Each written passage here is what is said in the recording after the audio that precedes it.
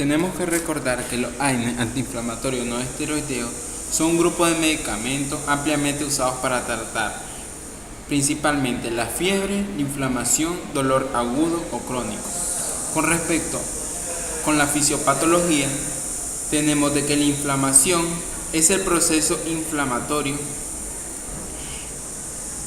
como una respuesta a un estímulo nocivo.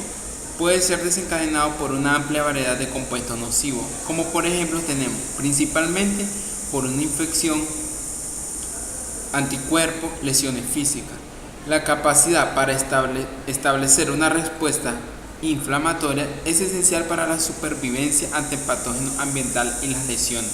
En algunas situaciones y enfermedades, la respuesta inflamatoria se acentúa y persiste sin un beneficio sostenible e incluso como consecuencias adversas graves. No importa cuál sea el estímulo desencadenante, los síntomas inflamatorios característicos son dolor, rubor y tumoración. La respuesta inflamatoria se caracteriza en términos mecanicistas por una vasodilatación local transitoria y un incremento de la permeabilidad capilar, la infiltración de leucocitos y células fagocíticas, así como también la degeneración y la fibrosis de tejido. Dentro de toda la inflamación existe la intervención de muchas moléculas para favorecer y resolver el proceso inflamatorio. Principalmente tenemos la histamina, fue uno de los primeros mediadores identificados por el proceso inflamatorio, aunque se dispone de varios antagonistas de los receptores de histamina. Son útiles para tratar los episodios vasculares de la fase transitoria inicial de la inflamación. Tenemos otro mediador que es la bradicinina. Y como este desempeña su papel antagonista, mitigan solo determinados tipos de respuesta inflamatoria. Tenemos también los leucotrienos, que ejercen acciones proinflamatorias, y los antagonistas de los receptores LT han sido autorizados para el tratamiento del asma. Tenemos también de que la prostaglandinas y la prostaciclina son los principales prostanoides que median la inflamación, incrementan el flujo sanguíneo local, la permeabilidad vascular, la infiltración leucocítica, mediante la activación de sus receptores respectivos. La activación de las células endoteliales tiene una función decisiva para dirigir las células circulantes a los lugares de la inflamación. Bueno, hablando un poco sobre lo que es el dolor, los nociceptores, terminaciones periféricas de la fibra aferente primaria que perciben el dolor, pueden ser activados por diversos estímulos, como el calor, ácido, la presión. Los mediadores inflamatorios liberados por las células no neuronales durante la lesión de los tejidos aumenta la sensibilidad de los nociceptores y potencia la percepción del dolor. Algunos de los principales componentes de esta mezcla inflamatoria son la bradicinina,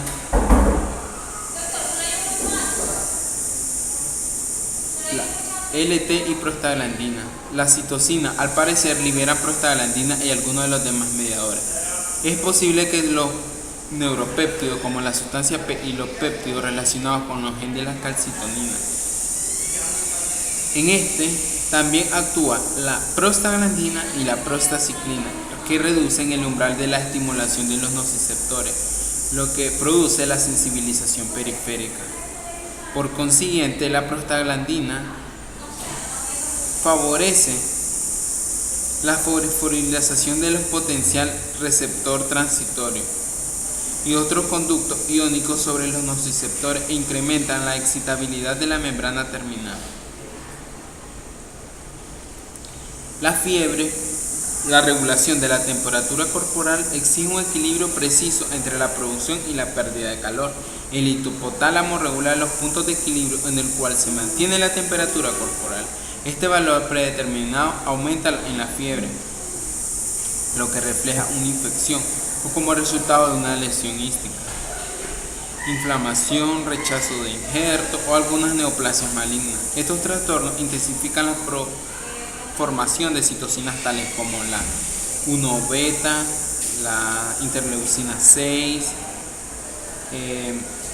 alfa e interferones.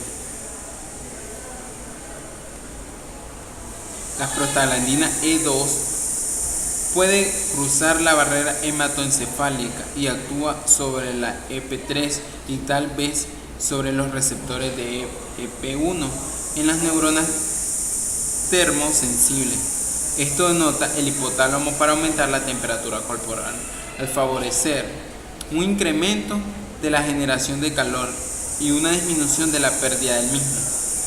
Antiinflamatorios no esteroideos son un grupo de fármacos utilizados para tratar la inflamación, el dolor y la fiebre. La mayor parte de ellos actúan inhibiendo a las enzimas ciclooxigenasa.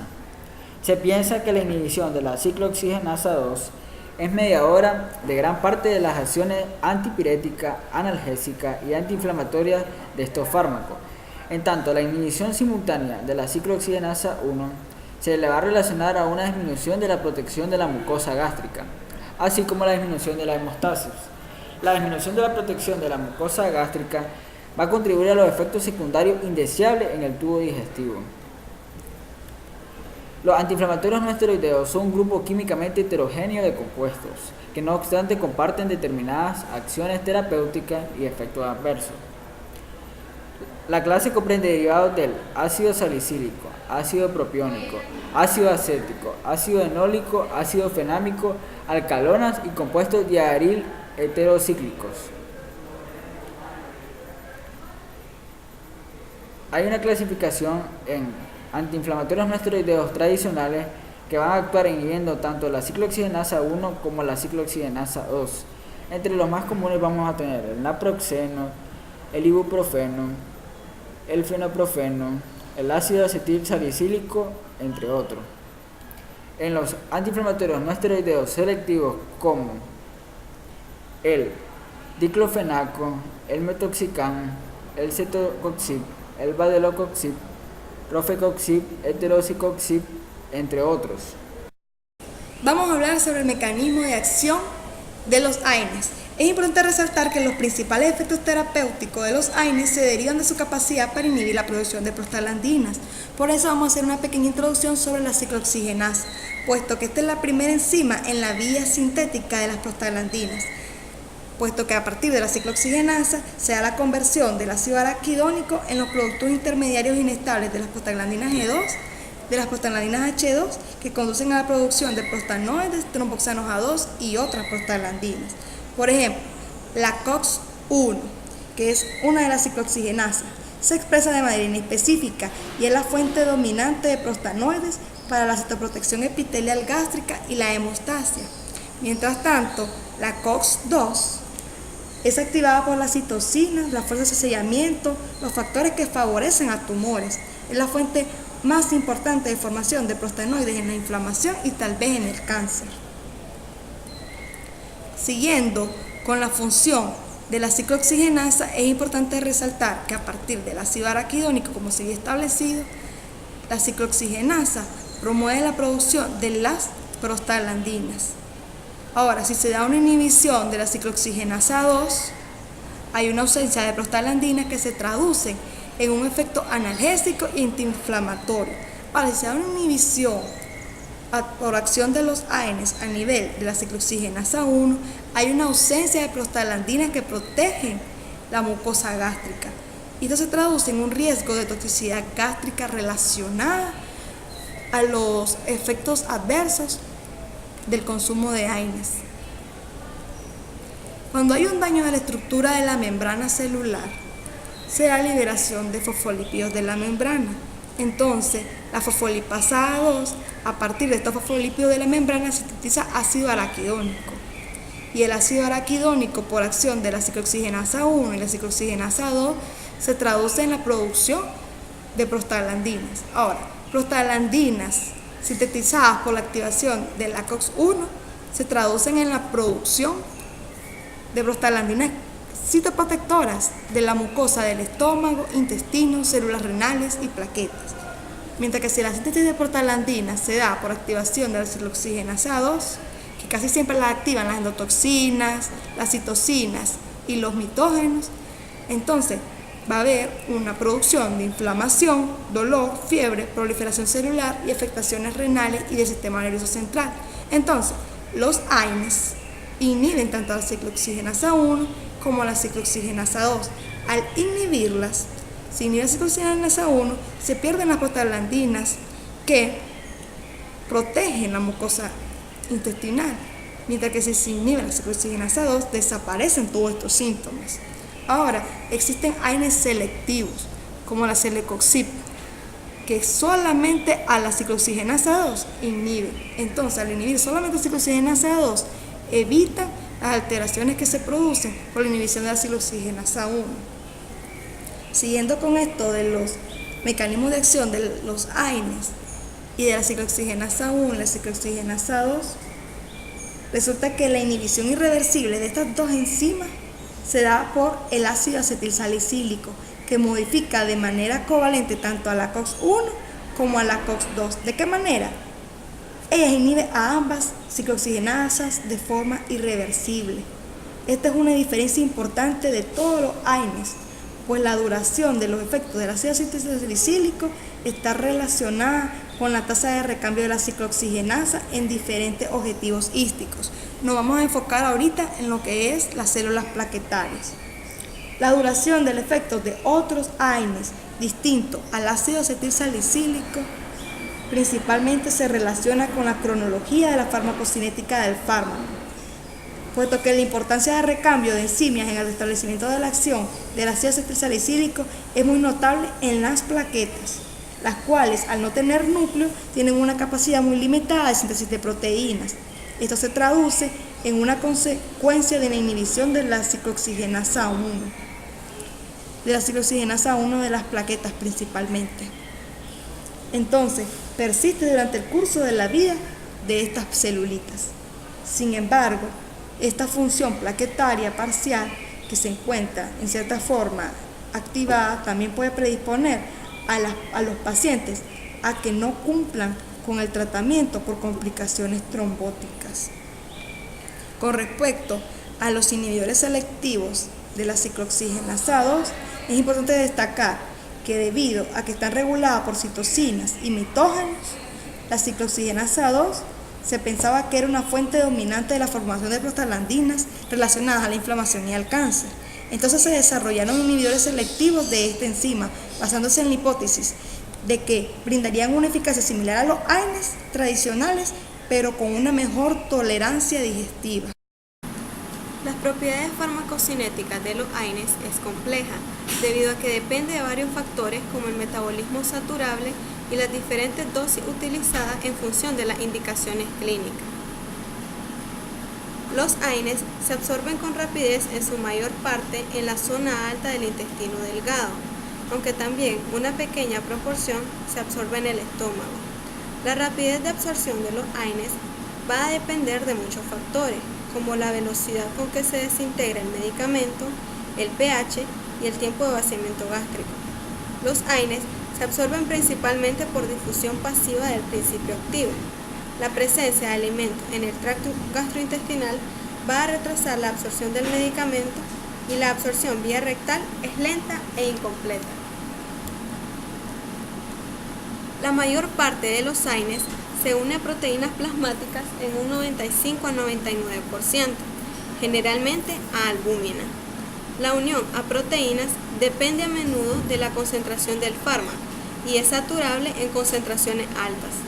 Existen trastornos que alteran la concentración de proteína plasmática, lo que da por resultado un aumento de la fracción del fármaco libre con efectos tóxicos potenciales.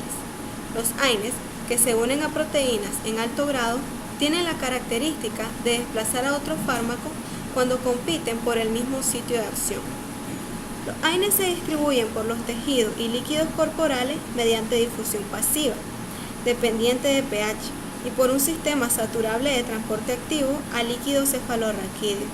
Es importante saber que estos fármacos cruzan muy bien la barrera placentaria. Los AINES se metabolizan en muchos tejidos, aunque los más importantes son el retículo endoplasmático y las mitocondrias del hígado.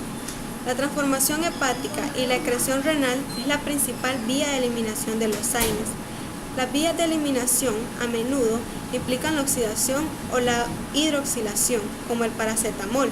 En dosis pequeñas es oxidado solo a una fracción pequeña para formar rastros del metabolito N-acetil-P-benzoquinona imina. Para su eliminación, varios AINES o metabolitos son glucuronizados o conjugados. En algunos casos, como los derivados del ácido propiónico, los metabolitos del glucurónido pueden hidrolizarse de nuevo para formar el fármaco original activo cuando no se retira el fármaco con eficacia debido a insuficiencia renal o a la competencia por excreción renal con otro fármaco, lo que prolonga la eliminación de los AINES en grado significativo. Debido a ello, no se recomiendan este tipo de fármacos en pacientes con nefropatía o hepatopatías avanzadas, debido a sus efectos farmacodinámicos adversos. Aplicación terapéutica. Por sus siglas, AINES, antiinflamatorios no esteroideos, son utilizados como analgésico, antiinflamatorio, antiagregante plaquetarios y antipiréticos. El ibuprofeno es aplicado cuando hay artritis reumatoidea juvenil, espondilitis anquilosante, artrosis, tratamiento de dolor leve y moderado, dolor de origen dental, dolor postquirúrgico, migraña, dismenorrea primaria y cuadros febriles. Paracetamol, control del dolor leve o moderado causado por afecciones articulares, otalgias, cefaleas, dolor odontogénico, neuralgias, procedimientos quirúrgicos menores, eficaz para el tratamiento de la fiebre ocasionada por infecciones virales y fiebre posterior a vacunación. Diclofenac sódico. Se aplica cuando hay artritis reumatoidea, espondilitis anquilosante, artrosis, lumbalgia, gota en fase aguda, inflamación postraumática y postoperatoria, cólico renal y biliar, migraña aguda y dismenorrea.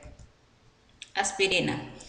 Es utilizada para el dolor, fiebre, artritis reumatoidea, osteoartrosis, artritis reumatoidea juvenil, inhibición de la agregación plaquetaria y enfermedad de Kawasaki. Ketorolac. Es un tratamiento a corto plazo del dolor leve a moderado postoperatorio, traumatismos musculoesqueléticos y dolor causado por el cólico nefrítico. Naproxeno. Es utilizado en artritis reumatoidea, osteoartritis, espondilitis anquilosante, artritis juvenil, tendinitis, bursitis, esguinces y manejo del dolor postquirúrgico. Metamizol o dipirona. Es utilizada para el dolor severo, dolor postraumático y quirúrgico, cefalea, dolor tumoral, dolor espasmódico asociado con espasmos del músculo liso, como cólicos en la región gastrointestinal, tracto biliar, riñones y tracto urinario inferior, reducción de la fiebre refractaria. Indometacina. Es utilizada en osteoartritis moderada a severa, artritis reumatoidea moderada a severa, espondilitis anquilosante moderada a severa, bursitis nasocromial aguda, tendinitis supraespinal, gota aguda, dolor lumbrosacro, dolor e hinchazón consecutivos a operaciones ortopédicas, maniobras de reducción e inmovilizaciones. Ketoprofeno.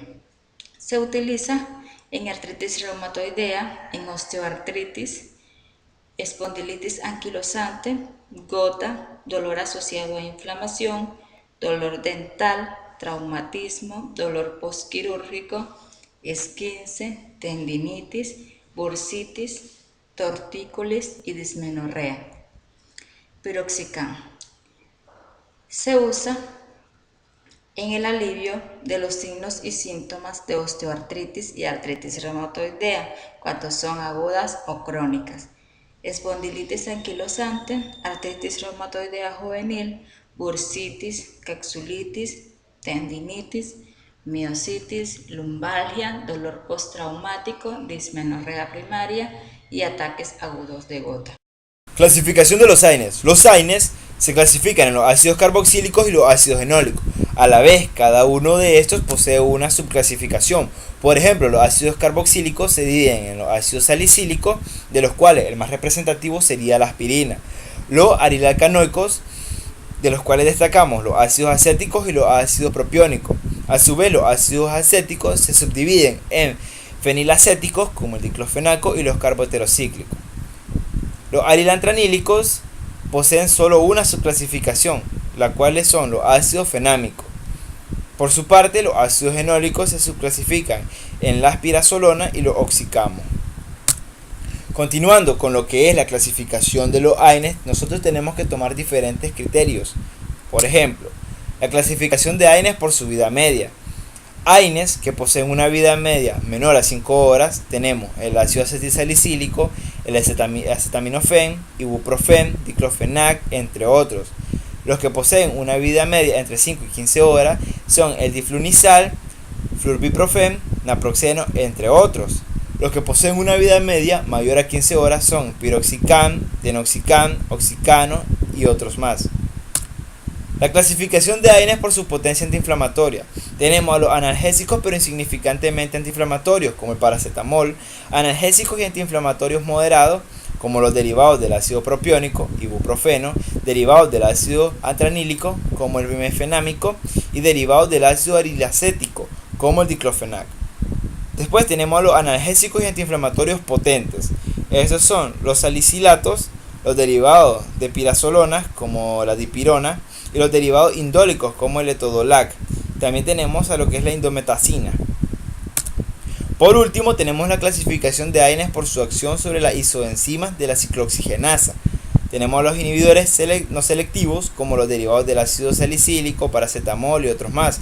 Y tenemos a los inhibidores selectivos de la ciclooxigenasa 2, como los coxibicos, el nimesulide, el etodolac y otros más. Efectos secundarios del tratamiento con antiinflamatorios no esteroideos. En el tubo digestivo, los síntomas más frecuentes relacionados con estos fármacos son anorexia, náusea, dispepsia, dolor abdominal y diarrea. En algunas ocasiones, estos síntomas guardan relación con la formación de úlceras gástricas o intestinales, las cuales pueden ser pequeñas y superficiales o profundas. Estas ulceraciones pueden complicarse con hemorragia, perforación o obstrucción.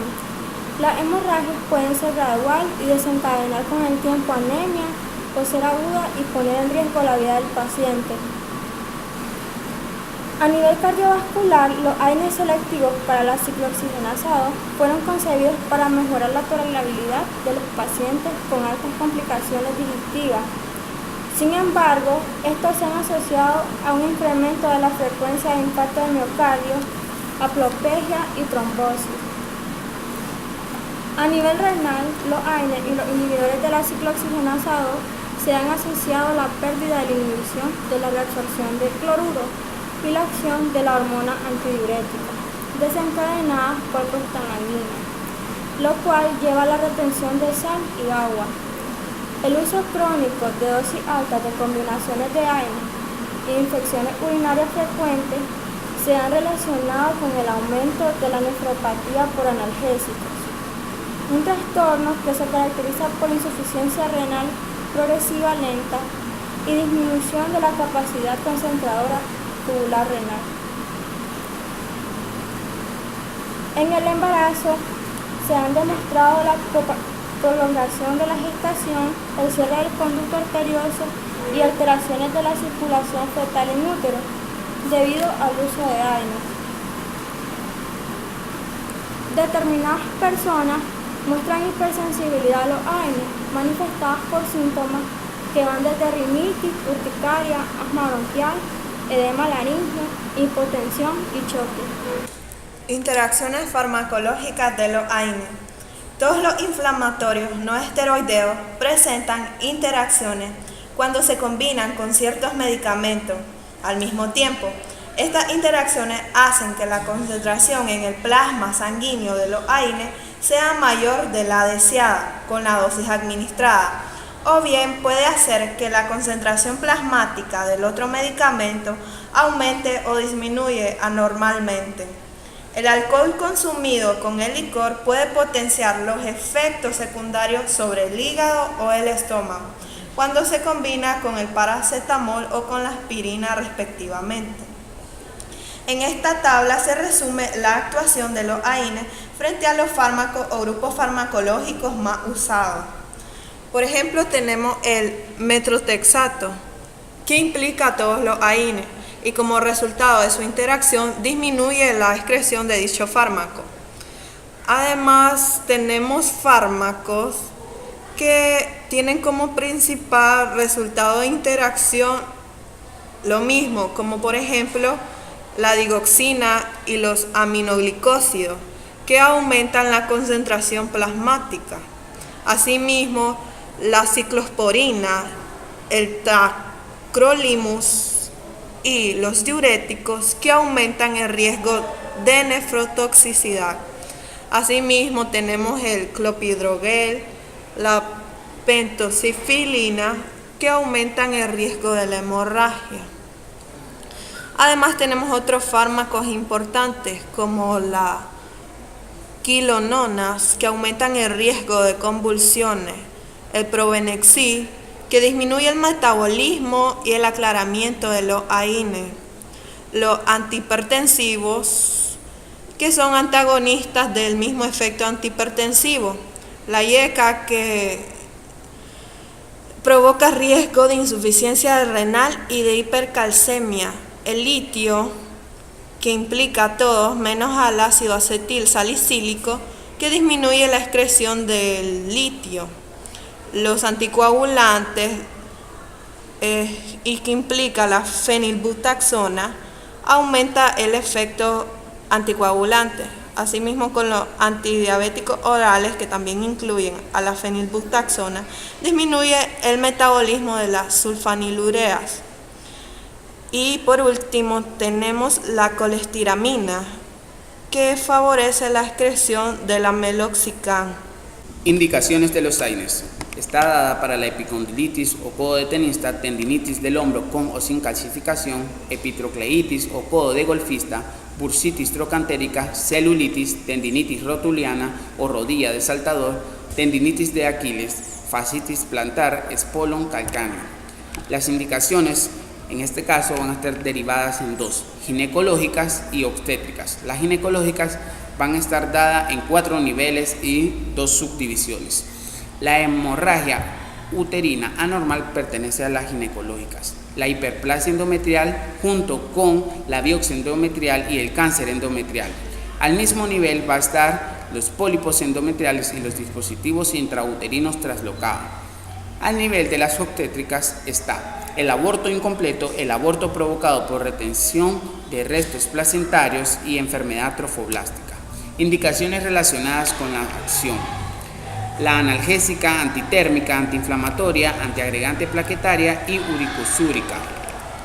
En indicaciones generales tenemos que van a ser de libre prescripción, dolor de intensidad a leve a moderada, y van a estar dadas para enfermedades o afecciones musculoesqueléticas y articulares como espondilitis anquilosante, artritis y gota o enfermedad del ácido úrico. Tienen un efecto techo y no poseen efectos adversos de los narcóticos. Los salicitatos son fármacos con propiedades antiinflamatorias, analgésicas, antipiréticas como resultado de la inhibición de la enzima ciclooxigenasa o COX, que posibilita la síntesis de prostaglandinas y de mediadores de la inflamación. Esto constituye un grupo de derivados del ácido salicílico. En primer lugar tenemos el ácido acetil salicílico, que es un analgésico, antiagregante plaquetario y antipirético y antiinflamatorio. Una de las indicaciones es que por ser un antiagregante plaquetario se utiliza en problemas de hemostasia como la insuficiencia venosa y problemas de la circulación. La diflunisal es un fármaco es un fármaco derivado del difluorfenilo del ácido salicílico. Químicamente, el diflunisal se diferencia del ácido acetilsalicílico en dos aspectos. El primero es que la presencia de un carbono difluorfenílico y que es sustituido. Y en la segunda se diferencia porque en este se encuentra la eliminación de un grupo O-acetilo en la posición del carbono 4. El diflunisal en adultos se recomienda de 1 a 500 miligramos cada 12 horas para dolores leves. También está indicado para artritis reumatoidea o osteoartritis. Ahora vamos a comenzar con los derivados pirazólicos, que estos poseen efectos analgésicos, antipiréticos y antiespasmolíticos y se indican en el dolor agudo postoperatorio o postraumático de intensidad de moderada a severa. Además se usa para dolor de tipo cólico de origen tumoral en área o el tipo ginecológico. Va a estar dada para la dismenorrea, para problemas odontológicos como la gingivitis, que es la inflamación de las encías, y para problemas en los que la fiebre está demasiado alta y no responde a fármacos antitérmicos. Ahora comenzaremos con los derivados de ácido propinoico. Tenemos el ibuprofeno y el naproxeno. Adentro de esta familia también pertenece el ketoprofeno y el ibuproxan y el trombobuceno. El ibuprofeno inhibe la síntesis de la prostaglandina a nivel periférico y por eso se indica para artritis reumatoidea juvenil, espondilitis anquilopoyética, artrocosis y otros procesos reumáticos agudos y crónicos. Esta va a ser ingresada por la vía oral y también va a estar dada para alteraciones musculoesqueléticas y traumatismos con dolor e inflamación. Por la vía intravenosa es para dolores moderados. Ahora vamos a hablar del naproxeno, que es un fármaco el cual es recomendado o indicado para dolores de leves a moderados, para estados febriles, para artritis reumatoidea juvenil, para osteoporosis, para episodios agudos de gota o de ácido úrico, para la espondilitis anquilosante, para el síndrome reumatoideo y para la dismenorrea, y también se puede utilizar para crisis de migraña. Ahora vamos a hablar de los derivados del ácido acético, que en este tenemos la clasificación indolacético, pirrolacético y fenilacético.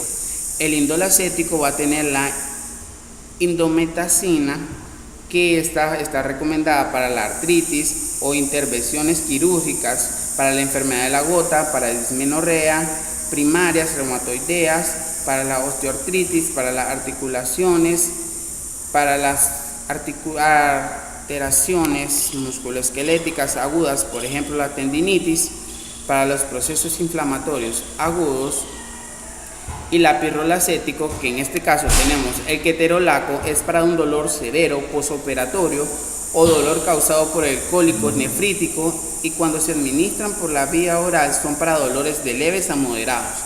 Ahora vamos a hablar de las fenilacéticos, que tenemos la diclofenaco o diclofenac, que esta está denotada para la artritis reumatoidea, para la espondilitis anquilopoyética, para la artrosis, para el reumatoidismo extraarticular, para el ataque agudo de la gota, para tumefacciones postraumáticas oral son 50 miligramos cada 8 a 12 horas, y para los casos de dismenorrea primaria está dada de 500 a 100 miligramos o incluso hasta 200 miligramos.